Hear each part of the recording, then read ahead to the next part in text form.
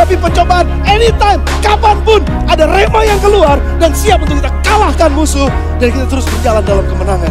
Jangan simpan pedang saudara, jangan simpan terang saudara, tapi jalanlah, hiduplah dengan terang dan pedang yang ada di tangan saudara.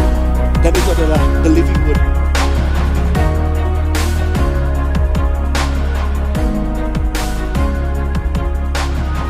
Terima kasih kepada semua pelayan Tuhan yang sudah menolong kita untuk masuk dalam hadirat Tuhan.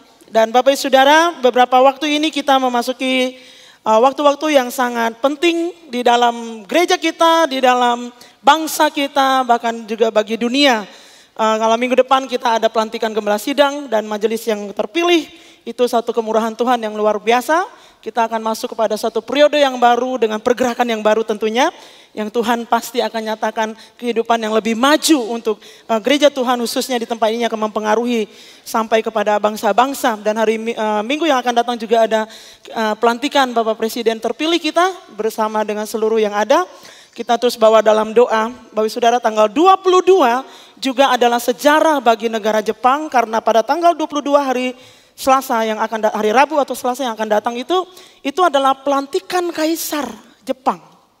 Dan saudara, di alam roh itu terjadi sesuatu yang luar biasa melalui nubuatan-nubuatan ada di gereja sidang jemaat Allah yang ada di Jepang. Saudara, bahwa selama 2 hari Jepang mengalami kekosongan tanpa kaisar karena perpindahan tersebut. Dan Tuhan sudah berbicara bahwa sejak hari itu Tuhanlah yang akan menjadi kaisar atas negeri Jepang. Dan itu sesuatu yang seru pasti akan terjadi Bapak Saudara. Lalu kita terus berdoa buat saudara-saudara kita yang ada di Ambon yang sampai kemarin itu masih mengalami goncangan-goncangan walaupun tidak terlalu besar, tapi mereka juga harus siap-siap. Teman saya ada di rumah sakit, dokter, dan dia bilang, aduh, kalau kita yang ada di rumah bisa ngungsi, tapi yang di rumah sakit mau ngungsi kemana katanya.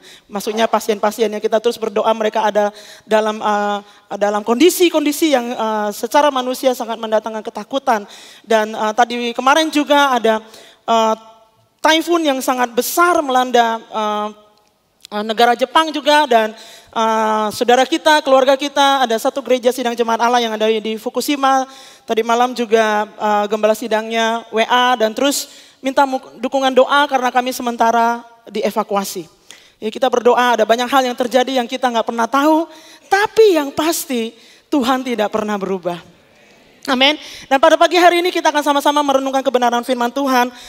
Minggu yang kedua dari bulan Oktober ini kita masih pada tema besar kita, yaitu Better Place atau tempat yang terbaik. Pastor Arif sudah menaruh fondasi minggu kemarin tentang menyeberang, ya. Dan hari ini kita mau lihat sesuatu tentang kemajuan atau kemunduran, saudara-saudara. Nah, saya terinspirasi dengan tantangan Pastor Arif minggu lalu ketika dia bilang dia pengen lihat foto pernikahannya sama hari ini itu ada perbedaan. Jadi rupanya dari foto kita bisa lihat perbedaan, saudara. Dan pagi ini saya minjem foto Ibu Ana. Saya pinjam foto Ibu Ana. Nah, ini Ibu Ana tahun 2001. Tahun 2001, 9 bulan sebelum saya datang ke Bogor, saudara-saudara. Tampaknya kayak begini, saudara. Pasti banyak yang kesian kan ngelihatnya. Wajahnya tuh gak meyakinkan gitu. Ya, saya tahu, makanya waktu saya datang ke Bogor langsung jemaat kasih makan banyak. Jadilah kayak hari ini, saudara. Nah, berapa lama kemudian, ini fotonya, Bapak Saudara. Nah, ini beberapa tahun setelah ada di kota Bogor. Ya. Lumayan ya Bapak Saudara ya, lebih cerah lah. Lebih cerah kan, betul nggak? Dan foto yang berikutnya, ini adalah foto pertama kali Pastor Ari beberapa waktu setelah terpilih jadi gembala sidang. Waktu kita beberapa pelayan Injil jadi sinden, acara ibadah penutupan tahun Bapak Saudara. Beda nggak kira-kira? Beda nggak? Maju apa mundur kalau menurut saudara dari foto ini? Jangan ngeledek, majunya tuh ada artinya, saya ngerti lah itu. Ya. Nah, ini foto yang terakhir, saudara, foto yang terakhir. Nah, ini dia, saudara-saudara. Kalau saya tanya saudara, bagusan kelihatan yang mana? Yang depan apa yang paling ujung? Nah, ragu kan? Saya ngerti. Karena beberapa hati berkata begini, Pastor, sebenarnya saya suka wajah yang sekarang, lebih cemerlang katanya gitu. Tapi kalau bisa size-nya yang kayak pertama gitu. Tidak ada yang mustahil bagi Tuhan, amin. Oke, saudara. Jadi kita akan lihat kebenaran firman Tuhan bahwa sesungguhnya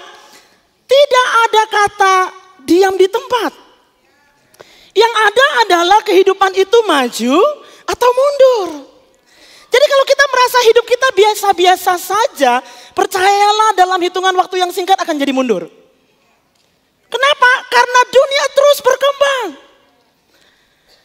Apa yang dulu dianggap wow, sekarang udah biasa. Karena perkembangan yang begitu cepat, saudara-saudara. Nah, dari seorang hamba Tuhan di Jepang saya dengar ceritanya, sekarang perkembangan teknologi sangat luar biasa.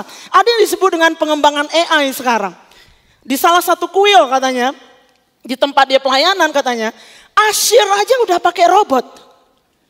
Yang khotbah juga robot. Kebayang gak saudara? Itu terjadi karena orang generasi muda udah gak mau datang lagi sembahyang katanya gitu.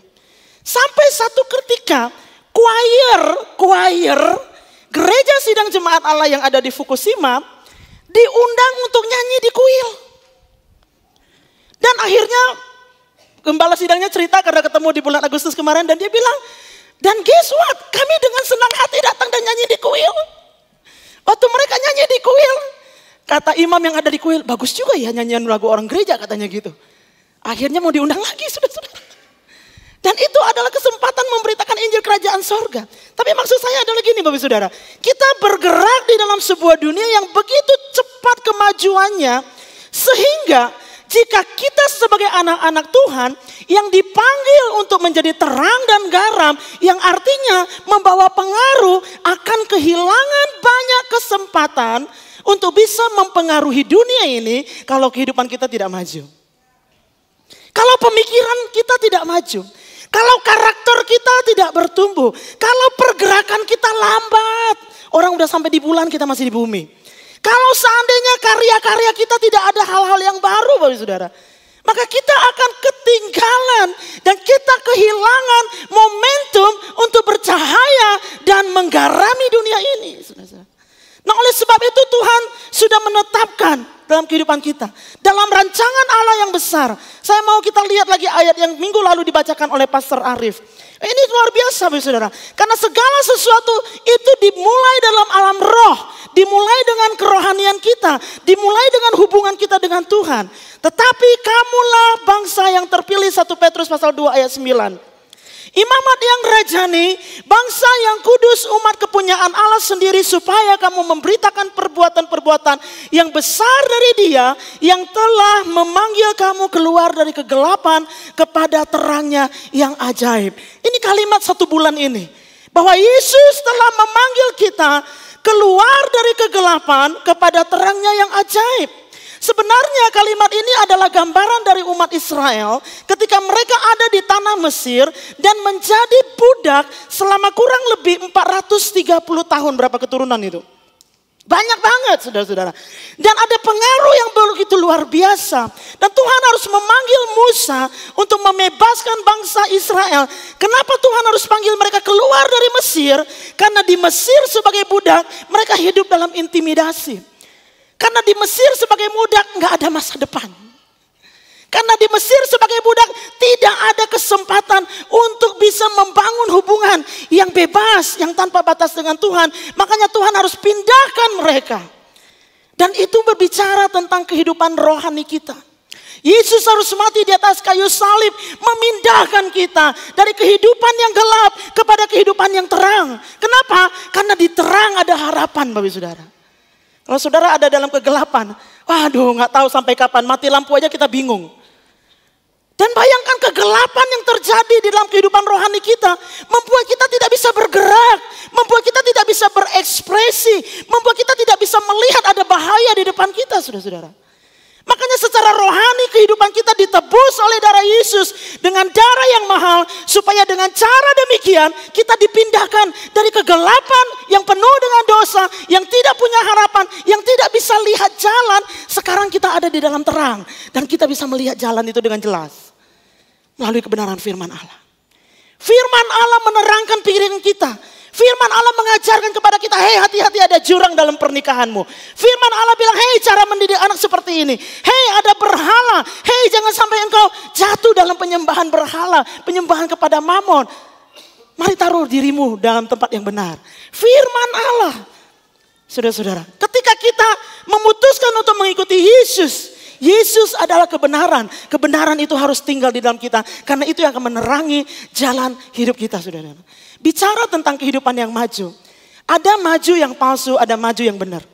Ada maju yang asli, maju yang sejati, saudara-saudara. Kehidupan yang maju di luar Tuhan itu hanya tinggal tunggu waktu. Karena firman Allah berkata orang fasik itu seperti sekam. Ya, tapi kehidupan di dalam Tuhan itu bicara tentang everlasting, kekekalan. Kehidupan yang diberkati luar biasa, saudara. Ketika kita hidup dalam terang, ini yang terjadi dalam terang. Ketika kita ada di dalam terang, bukan cuma segala sesuatu terlihat menjadi jelas bagi kita. Tetapi kita hidup tanpa takut dan intimidasi. Sehingga kita bisa mengekspresikan diri kita dalam pujian kita kepada Tuhan. Cinta kita kepada Tuhan. Karya kita sebagai bukti bahwa Tuhan, saya memberikan seluruh kehidupan saya bagi engkau. Ada potensi yang besar. Potensi bertumbuh yang tanpa batas di dalam Tuhan. Di dalam terang itu sendiri. Ada potensi. Karena ada potensi, maka dengan demikian ada potensi untuk hidup dalam sebuah kemajuan. Bergerak maju, saudara-saudara. Saudara, kita perlu merefleksikan diri kita. Perlu renungkan, ya, melihat skala di dalam kehidupan kita. Apakah kita mengalami kemajuan dalam hal berpikir, dalam hal hubungan, dalam hal karakter, dalam hal pekerjaan kita setelah kita percaya kepada Tuhan, saudara. Mungkin dulu waktu kita belum percaya kepada Yesus, tubuh ini adalah hamba dosa. Tapi sekarang adalah hamba kebenaran. Mungkin dulu orang berpikir sebelum percaya kepada Yesus, kita gak ngerti firman Tuhan. Kalau memberi itu pasti rugi. Kok Markus ini emang gampang 5 miliar itu? Jangankan 5 miliar, nolnya berapa aja saya gak tahu. Emang gampang 5 miliar itu, saudara. Kalau kita belum kenal firman Allah, kita mengerti bahwa ngasih itu justru rugi. Tapi saya suka dengan gayanya Pastor Arif. Satu hari kita ada satu kegiatan yang memang di luar dari rencana di dalam gereja kita, tetapi ini memang tidak bisa dihindarkan karena ini menyangkut kota. Dan Pastor Arif datang ke kantor saya, terus dia bilang gini, nak, kira-kira siapa yang mau diberkati sama Tuhan? Dia gak bilang gini loh, nah ada gak ya orang yang mau ngasih buat ini, mau berkorban buat ini? Enggak, dia balikin kalimatnya. Nah ada gak orang yang mau diberkati sama Tuhan? Oh itu cara berpikir yang berbeda. Lihat angka 5 miliar. Saya gak mau tanya siapa yang mau ikut terlibat. Saya mau tanya siapa yang mau diberkati sama Tuhan? Siapa yang mau dilipat gandakan oleh Tuhan? Saudara-saudara, pola pikir berubah, saudara-saudara. Dulu kita pakai karunia untuk menguntungkan diri sendiri. Tapi karunia kita sekarang dipakai untuk membangun tubuh Kristus di tempat ini. Kita perlu tepuk tangan buat teman-teman mereka melayani tanpa dibayar, saudara-saudara. Luar biasa. Kenapa? Karena mulai mengerti, karena firman Allah mulai menerangi kita bahwa karunia itu dipakai untuk membangun tubuh Kristus di atas muka bumi ini. Dulu kita nggak mengerti prioritas. Sekarang sudah tahu, carilah dahulu kerajaan Allah. Harusnya itu terjadi. Dulu nggak ngerti bahwa nggak berani menyatakan kebenaran karena masih terintimidasi dengan dosa. Tapi sekarang sudah bisa jadi fasilitator, bisa jadi orang tua rohani. Kan itu suatu hal yang luar biasa. Dulu nggak punya buah roh, tapi sekarang sudah bisa kelihatan ada kesabarannya, ada pengendalian dirinya. Dulu suka gampar istri. Sekarang mengerti. Harta yang paling berharga. Apa saudara? Nggak nonton film berarti. Yang sudah stop gampar istri katakan amin. Oh ada, saya pikir nggak ada.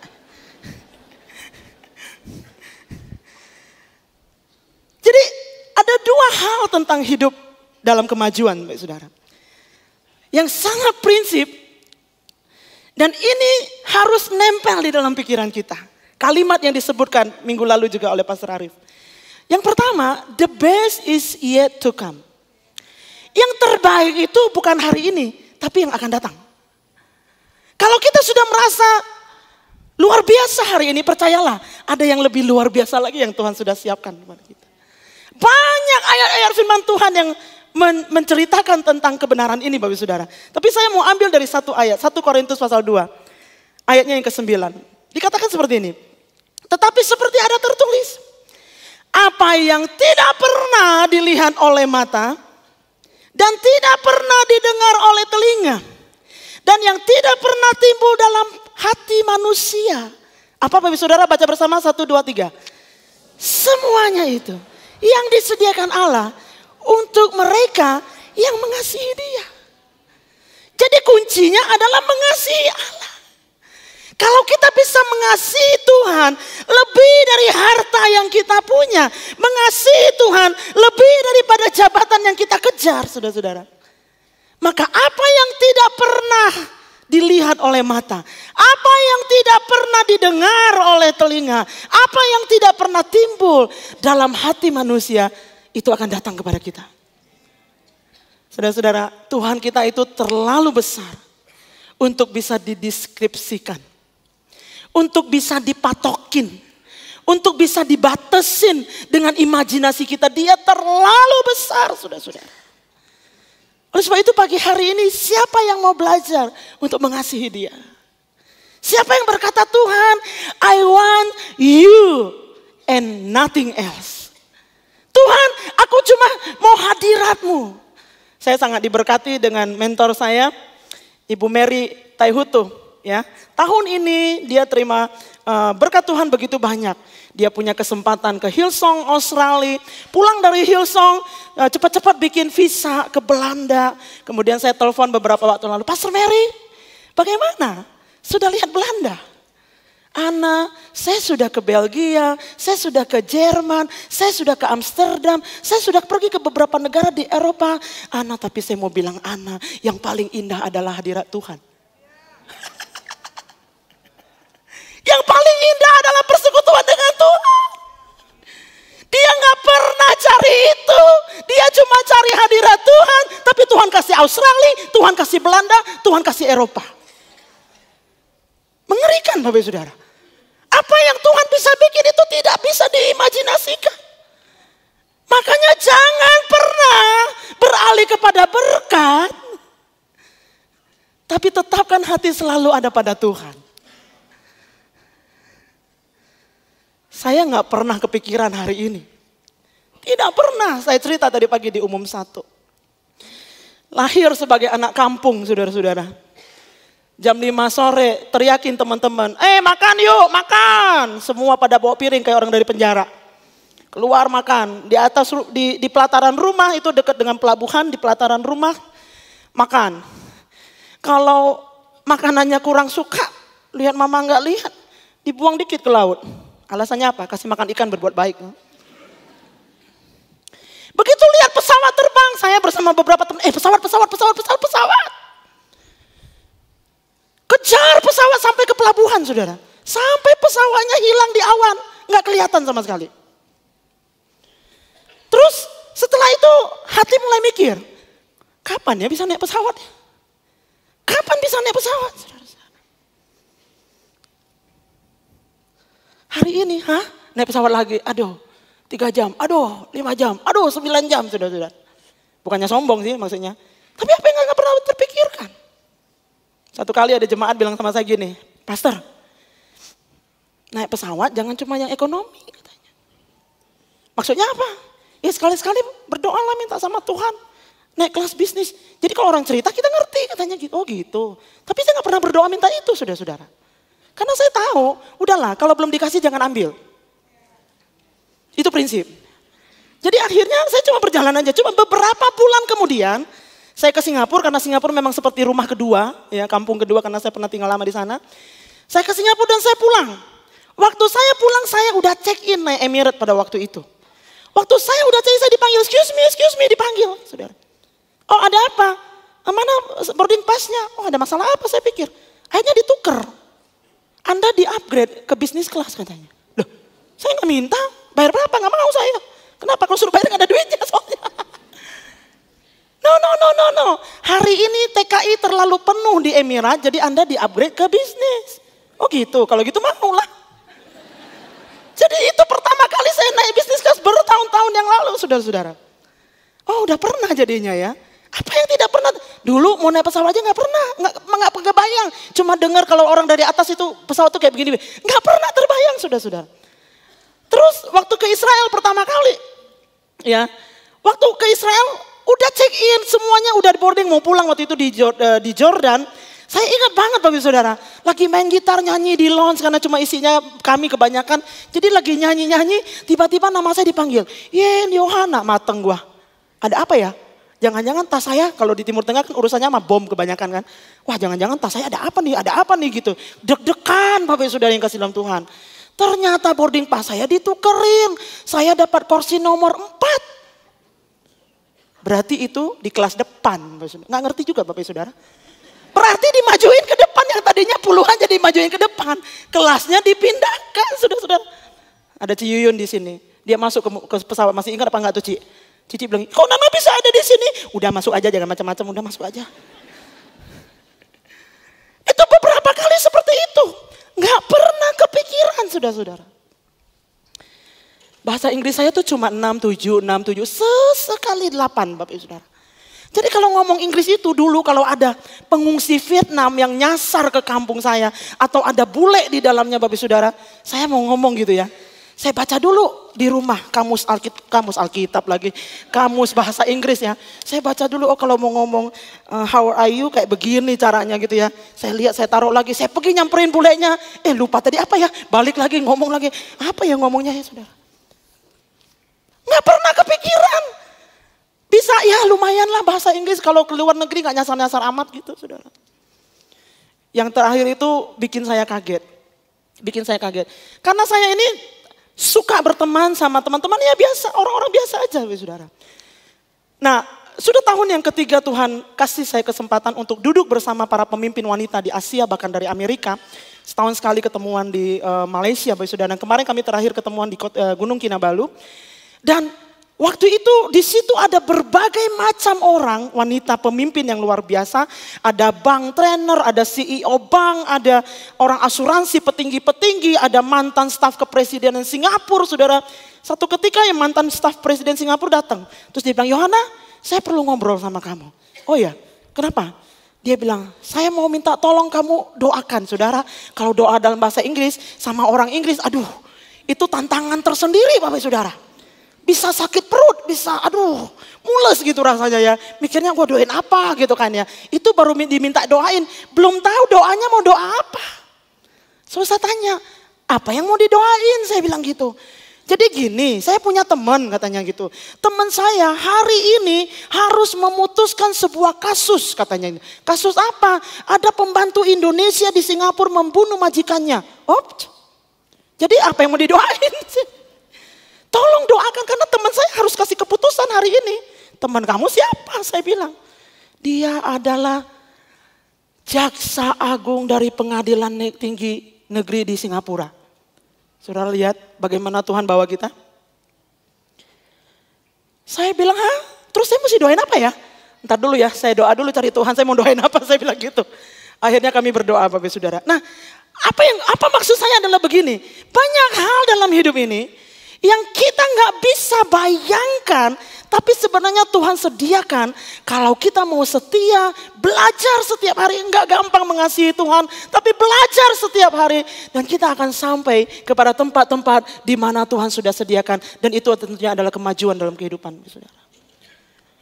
Yang kedua, Bapak Saudara, the best is yet to come, itu yang pertama. Yang kedua, kemajuan kehidupan kita itu harus nyata. 1 Timotius pasalnya yang keempat ayatnya yang ke-14 dan 15 berkata, jangan lalai dalam mempergunakan karunia yang ada padamu, yang telah diberikan kepadamu oleh nubuat dan dengan penumpangan tangan sidang penatua. Jangan lalai, jangan abaikan, perhatikanlah semuanya itu. Hiduplah, artinya praktekkanlah, lakukanlah, ya, hidupilah di dalamnya supaya apa? Baca bersama 1, 2, 3. Kemajuanmu nyata kepada semua orang. Jadi maju atau hidup atau mundur kehidupan kita itu nggak bisa cuma kita aja yang kira-kira, saudara-saudara. Itu harus tangible, harus nyata, harus terlihat, harus termanifestasikan, harus diketahui karena orang menyaksikan sebuah perubahan di dalam kehidupan kita, saudara. Kuncinya adalah jangan lalai dalam menggunakan karunia yang ada pada kita, saudara-saudara. Jangan kita berpikir itu untuk diri kita. Sehingga kalau sesuatu yang gak dibayar kita gak mau kerjakan. Jangan. Setiap kali ada kesempatan untuk melakukan sesuatu yang memang ada kemampuan di dalam diri kita. Yang memang Tuhan sudah taruh passion di dalam diri kita. Gak dibayar sekalipun, lakukanlah. Karena itu ujungnya membawa kemajuan dalam kehidupanmu. Ujungnya membawa kemajuan di dalam kehidupan Tuhan. Saudara-saudara, kita perlu tahu bahwa kemajuan dalam hidup dalam konteks Alkitab adalah menjadi pribadi, keluarga, atau komunitas yang Tuhan mau. Hidup yang maju itu dimulai dari keberadaan rohani kita yang sudah terrekonsiliasi dengan kasih Tuhan. Yaitu menerima Yesus dalam kehidupan kita. Menjadi Tuhan dan Juru Selamat. Ada banyak kisah di dalam Alkitab kalau kita bisa ungkapkan. Banyak kisah di dalam Alkitab di mana orang-orang yang bertemu dengan Tuhan mengalami kemajuan di dalam kehidupannya. Ya, ada wanita Samaria yang tadinya tukang kawin sekarang jadi penginjil yang luar biasa. Ada Zakius yang pelit luar biasa, yang stingy luar biasa, tapi jadi pemurah hati sehingga sebagian besar kota, orang yang ada di kota Yeriko pada waktu itu tertolong. Ada keluarga yang di Kana tadinya menanggung malu, tapi mereka justru menjadi keluarga yang sangat mulia. Saudara-saudara, dan ada satu orang yang kita mau lihat pada pagi hari ini, ya, yaitu kisah orang yang lumpuh yang duduk di bait suci. Kenapa kita perlu mempelajari kisah ini? Karena disinilah terdapat kunci bagaimana kehidupan yang maju di dalam Tuhan. Kisah Para Rasul pasalnya yang 3 ayat 1 sampai ayat yang ke-10 saya akan bacakan buat saudara. Pada suatu hari menjelang waktu sembahyang, yaitu pukul 3 petang, naiklah Petrus dan Yohanes ke bait Allah. Di situ ada seorang laki-laki yang lumpuh sejak lahirnya, sehingga ia harus diusung. Tiap-tiap hari orang itu diletakkan dekat pintu gerbang bait Allah, yang bernama Gerbang Indah, untuk meminta sedekah kepada orang yang masuk ke dalam bait Allah. Memang bait Allah itu tempat yang nyaman untuk minta, saudara. Kenapa? Karena orang mau ibadah. Orang yang beribadah itu dia selalu berpikir harus diselingin dengan perbuatan baik. Jadi orang yang minta-minta di depan bait Allah itu tempat yang tepat untuk meminta. Tapi Tuhan gak mau dia hidup di situ terus. Tuhan mau angkat kehidupannya. Tuhan mau dia maju.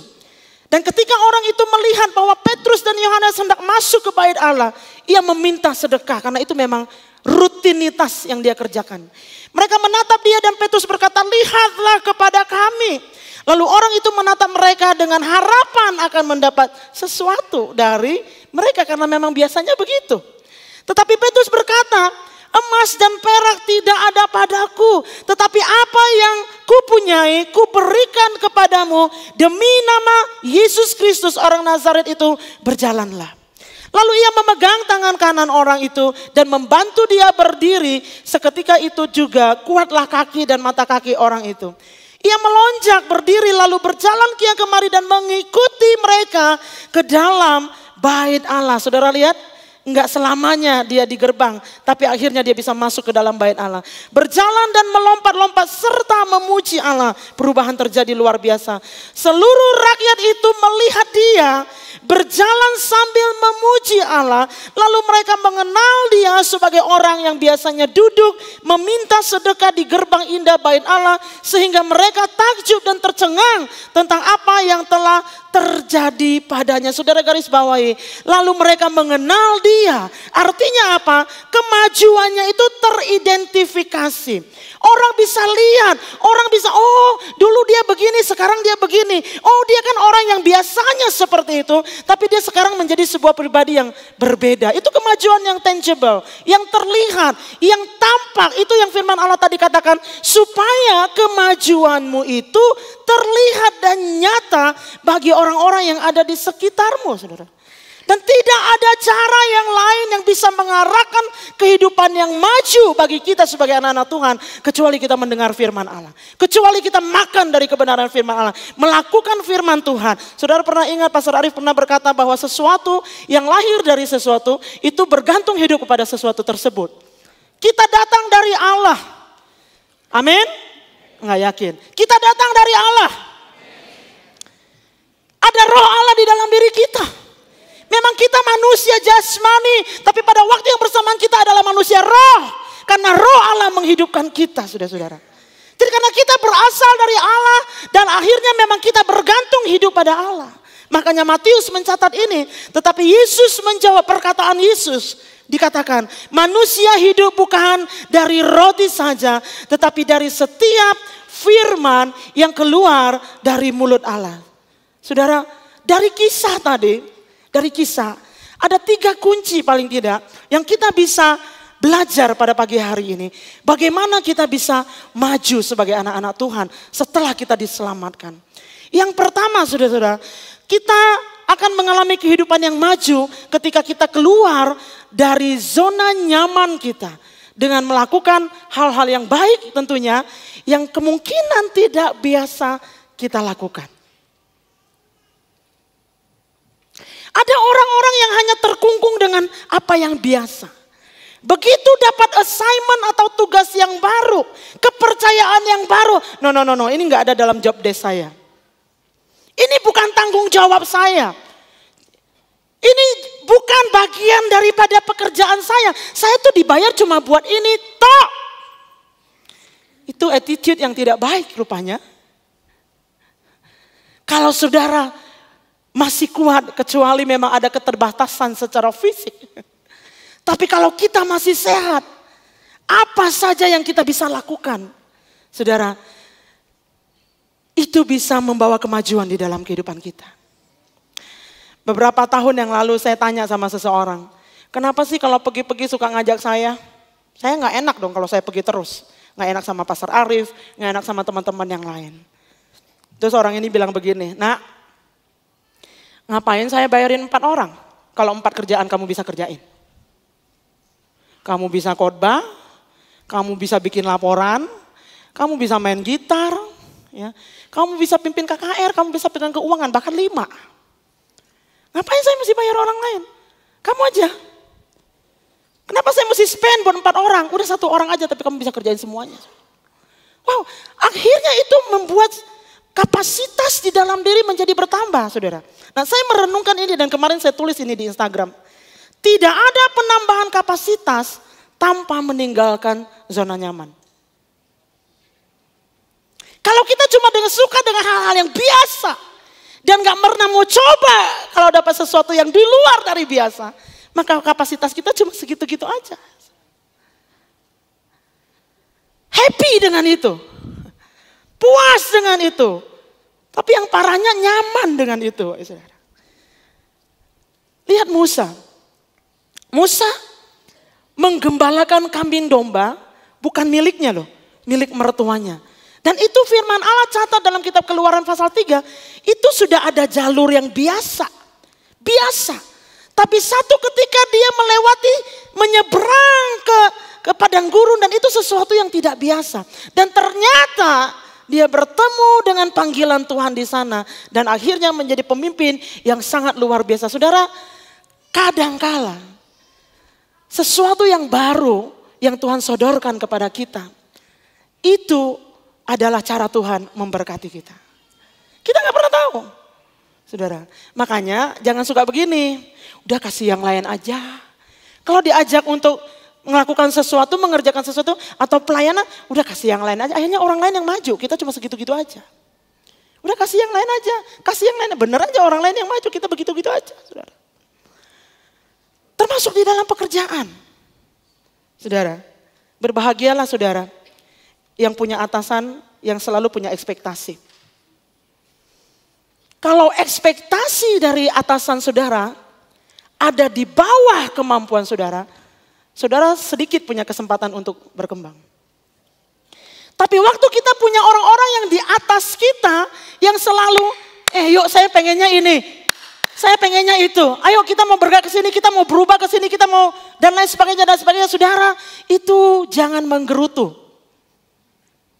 Karena itu kesempatan buat kita untuk melakukan hal-hal yang baru. Amin. Dan pada akhirnya kapasitas ditambahkan kepada kehidupan kita. Akhirnya kita menjadi orang yang survivor, saudara. Dalam segala keadaan kita bisa hidup, saudara.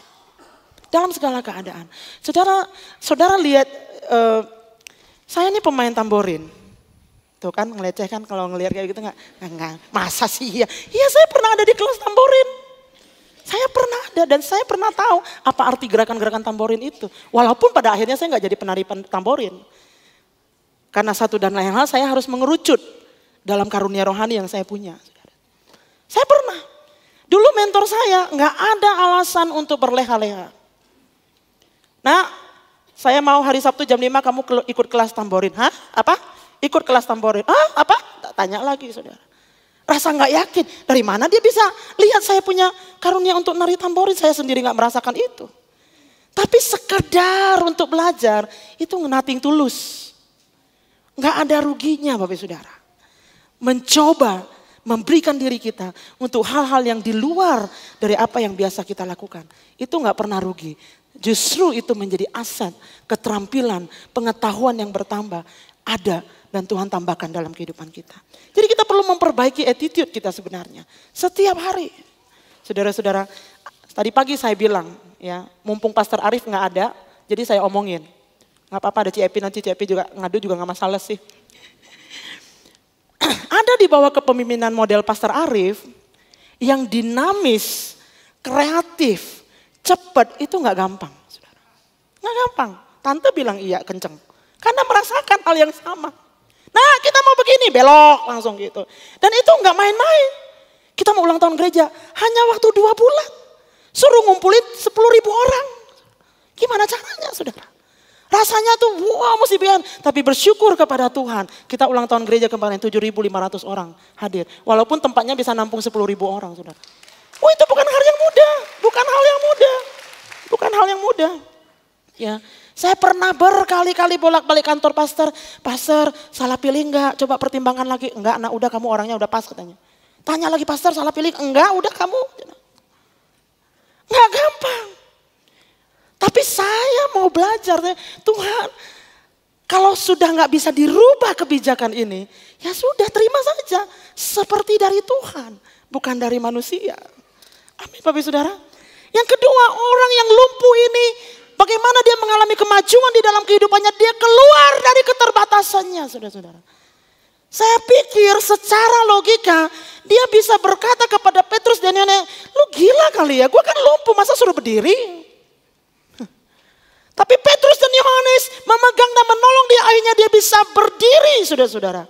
Dia tidak tinggal dalam keterbatasannya. Apalagi sampai mengasihani dirinya. Apalagi sampai memanfaatkan keterbatasannya. Tolongin dong saya kan memang saya lagi gak bisa. Saya kan memang lumpuh jadi pantas aja kamu kasih saya uang. Saya kan lagi begini lagi begitu. No. Jangan pakai keterbatasan kita. Jangan pakai keterbatasan kita seperti sebagai kunci untuk neken orang lain.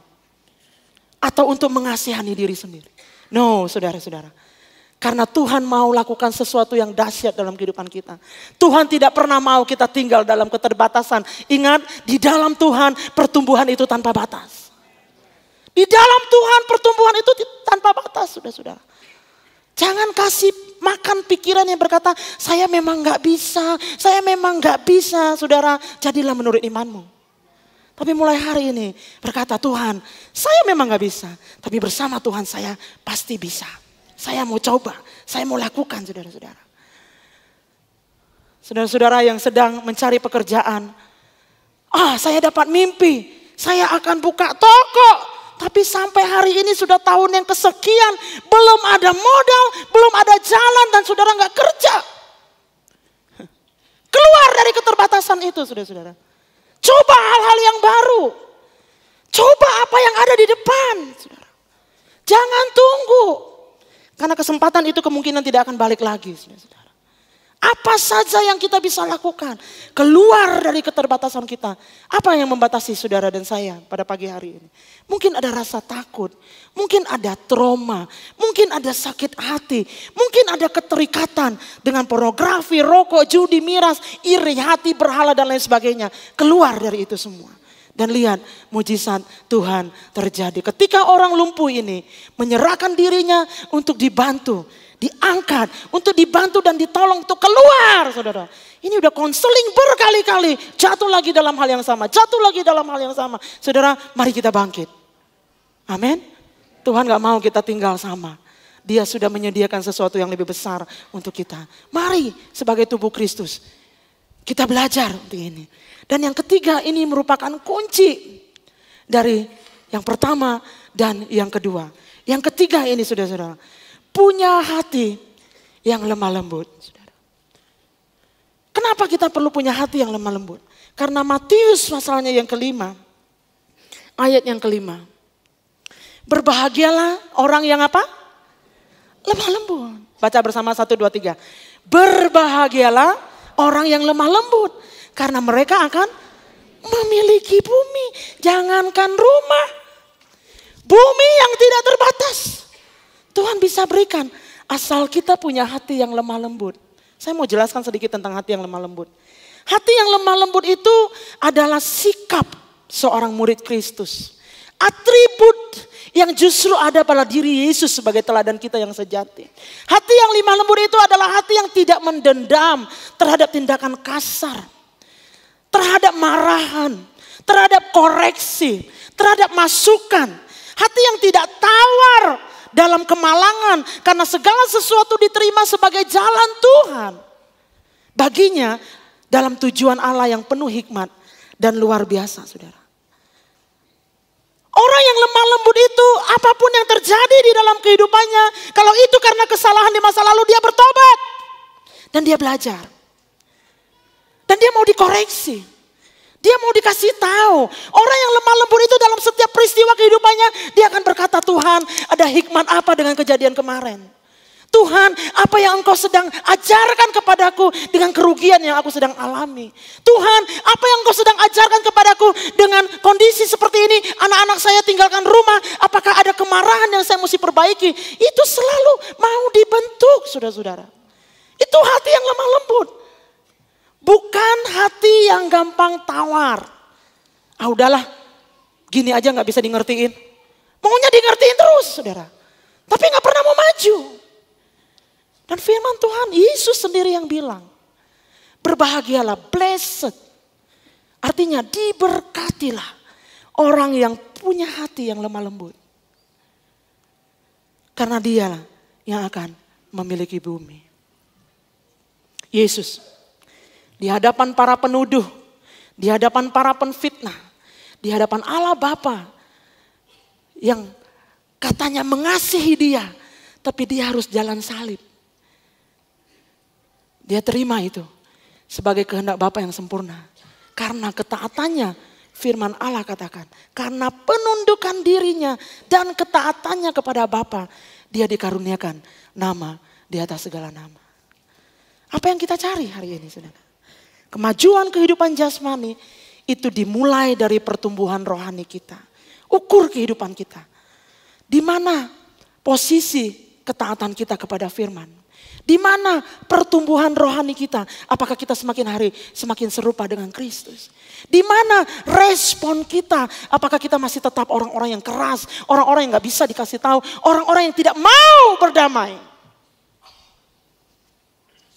Di mana posisi kita? Di mana posisi memberi kita? Di mana posisi kerelaan kita untuk berkorban? Di mana posisi kerelaan kita untuk melayani satu dengan yang lain? Apakah kita mengalami kemajuan? Kalau kita mengalami kemajuan, niscaya kehidupan jasmanimu pasti akan maju. Karena segala sesuatu yang terjadi di alam jasmani, itu terjadi terlebih dahulu dalam diri kita, respon kita kepada kebenaran firman Allah. Karena hanya firman Tuhan yang sanggup mengubahkan keadaan-keadaan yang ada di sekeliling kita. Jangan takut karena kita tidak pernah sendiri. Saya mau tutup dengan ayat ini sebelum kita akan mengambil perjamuan yang kudus pada pagi hari ini. Filipi pasal 1 ayat yang ke-6. Akan hal ini aku yakin sepenuhnya, yaitu Ia yang memulai pekerjaan yang baik. Bukan kita yang mulai pekerjaan yang baik. Bukan kita yang pengen maju. Tuhan terlebih dahulu punya masa depan buat kita. Bahkan sebelum kita lahir ke atas muka bumi ini. Dia yang memulai pekerjaan yang baik di antara kamu. Akan meneruskannya sampai pada akhirnya. Pada hari Kristus Yesus datang buat saudara dan saya. Saudara diberkati Tuhan. Mau hidup maju? Mau hidup maju? Itu keputusan kita. Yesus bilang, aku sudah siap. Kamu siap gak? Mari datang kepada Tuhan. Siapkan hati kita, saudara-saudara. Untuk mengambil perjamuan kudus pada pagi hari. Terima kasih Tuhan. Bersyukurlah kepada Tuhan. Bersyukurlah kepada Tuhan. Dia memberikan teladan kepada kita. Dia memberikan contoh kepada kita. Bahkan dia memberikan jalan kepada kita.